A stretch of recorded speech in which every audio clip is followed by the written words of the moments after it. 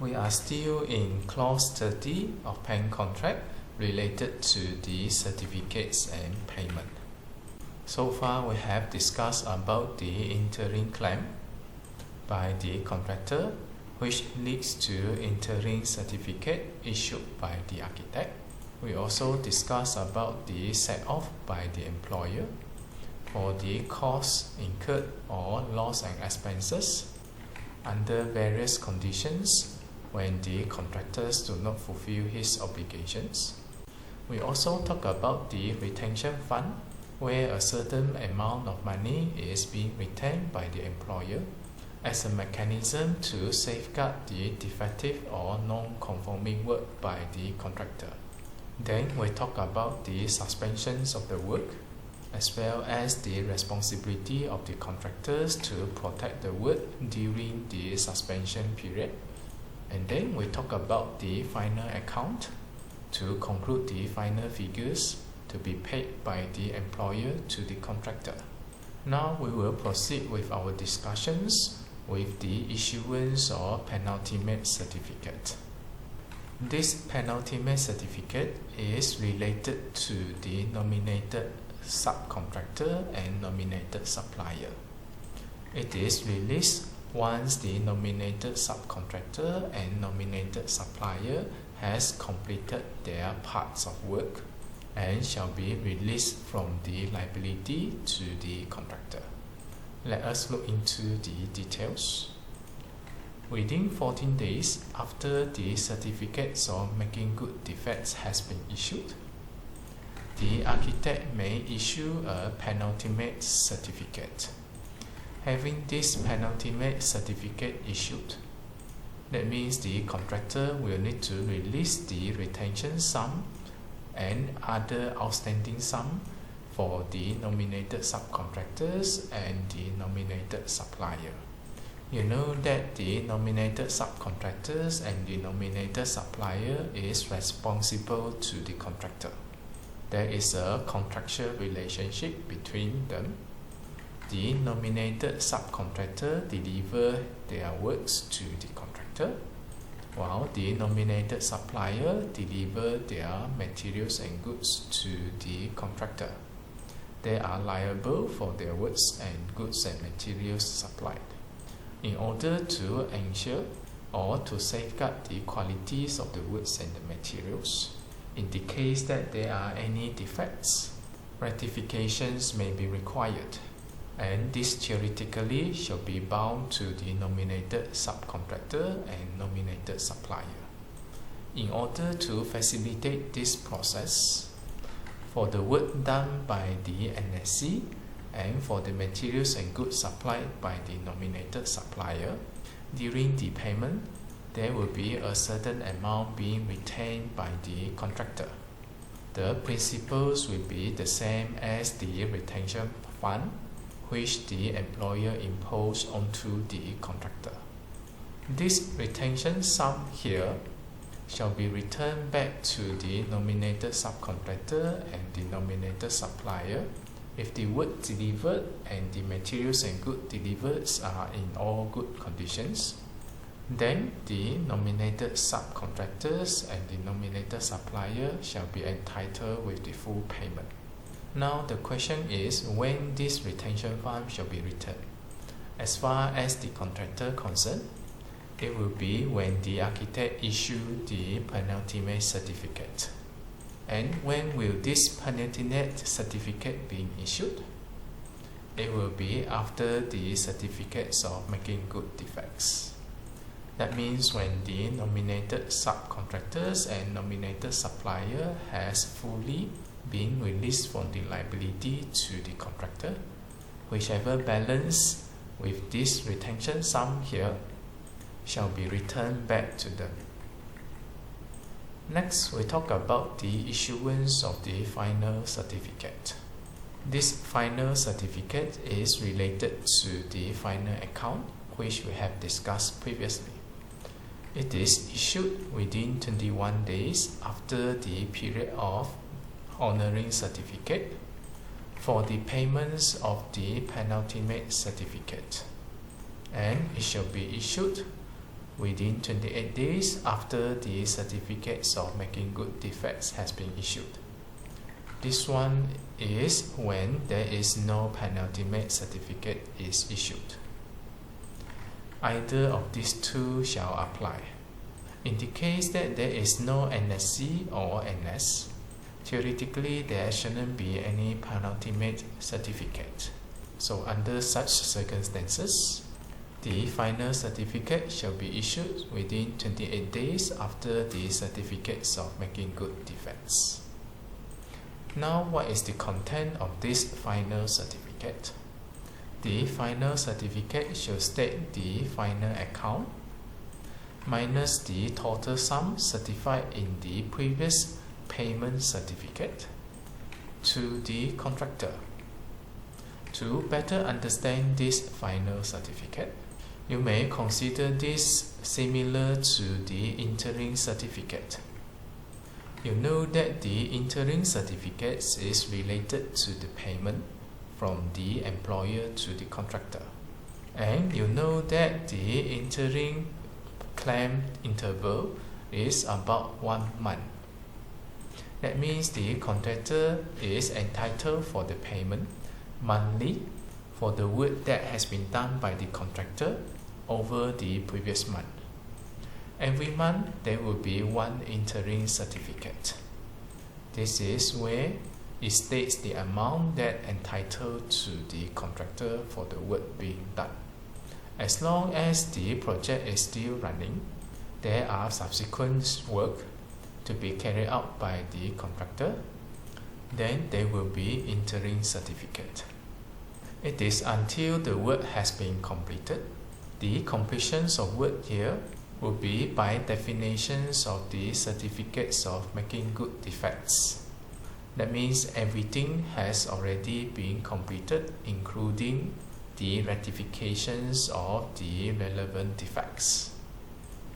Even this penultimate certificate is also after the certificates of making good defects.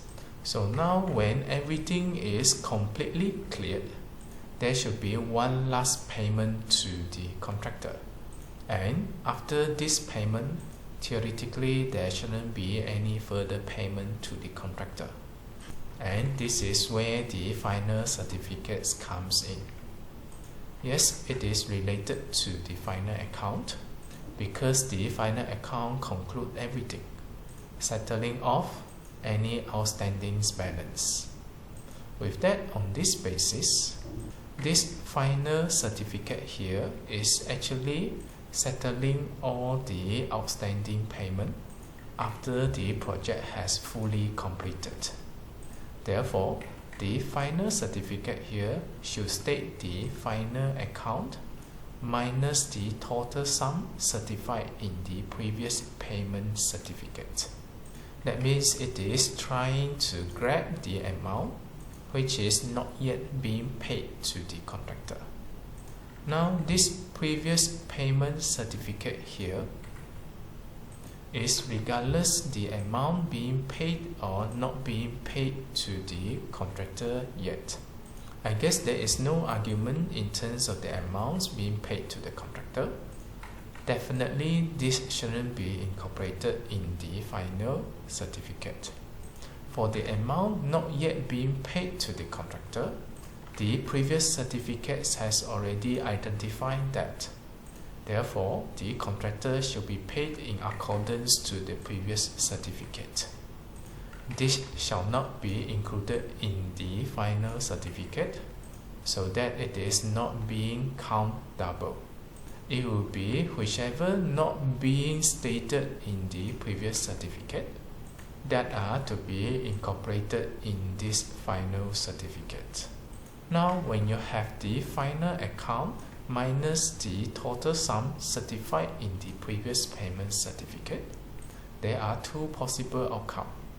One is the positive value, another one is negative value. When you have final account here minus the amount certified to be paid, when it is positive value, it means that the final account now has the figures greater than the total sum that has already been certified to be paid. That means there are some balance here not being claimed by the contractors yet. As a result, the employer will have to pay the balance to the contractor. Now, in the case that the final account here is less than the total that has already been certified paid to the contractor, the difference here now will become negative. That means now the employer has overpaid the contractor. Under such circumstances, the contractor will have to pay back to the employer. Now the payments will have to be done within the period of honoring certificate, which is typically 21 days. I guess under the normal circumstances, this will be the one. But this doesn't restrict the occurrence of this. It is still possible when the figure ends up to be negative. The reason here may due to some adjustment in terms of the contract sum or the omissions or substitutions of any of these items. Regardless what is the reasons, in the case that the employer has already overpaid the contractor will have to pay back to the employer.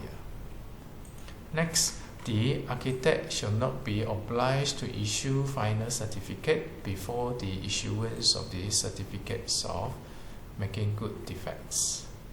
The principles is here. The final certificate shall be the final payment to the contractor.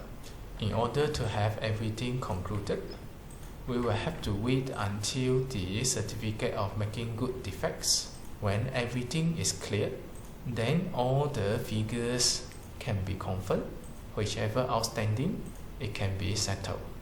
This is what it means by you cannot urge the architect to issue the final certificate before the certificate is making good defects. Next, we talk about the final certificate not conclusive. That means there are some areas that the final certificate is not conclusive. What is conclusive is the final value of the work. By the time of issuance of the final certificate, the final values of the work has been confirmed. This is except for any outstanding claim between the employer and the contractor under clause 30.11. This outstanding claim here is referring to the 3 items here not being included in the final account. You know that these final certificates, it will be on basis of the final account. And now the final account here do not include these 3 items, namely the liquidated damage imposed by the employer, the set-off of the employer, as well as the interest payable by either of the party to another. These 3 items here are to be resolved separately between the employers and the contractor. Since these 3 items is not included in the final account, the final certificates which based on the final account will also not be able to conclude the outstanding payments on that. Now there is one more statement that you need to pay attention of. It is that the final account shall not be conclusive evidence that any works, materials, goods executed by the contractors and or the nominated subcontractors are in accordance with the contract. This is made clear to everyone that we cannot consider this final certificate here as an evidence to prove that the work done by the contractor and the NSCs are in accordance to the contract. The coverage by this final certificate, it will only to the extent that stating the final amount due to the contractor during the final payment. Whether the works are done in accordance to the contract, it will be solely based on the quality of the work, but it cannot be treated as an evidence that the contractors or the NSC have delivered the works in accordance to the contract. To further elaborate this scenario, you can understand the situations like this. The final certificate will be issued after the certificates of making good defects. Now, under what circumstances these certificates of making good defects will occur? It is that there are defect notice during the defect liability period. When there are defects appear during the defect liability period, a schedule of defect will be produced and the contractor will have to rectify. Once the rectification is done, the architect will check the conditions. Once everything is clear, the defect has been rectified, then the certificates of making good defects is issued. It is only after the certificates of making good defects is issued, then the final certificate will be issued. Now we come back to how the defects appear. It is when the employer observes there are some defects with their work, and the relevant defects is being identified, made known to the architect, requesting the contractors to rectify it. What if certain defect is not being detected? This process of rectifying the defects will not take place. Or what if the employer do not report the defect? This also will not take place. You know that this entire process will happen during the defect liability period.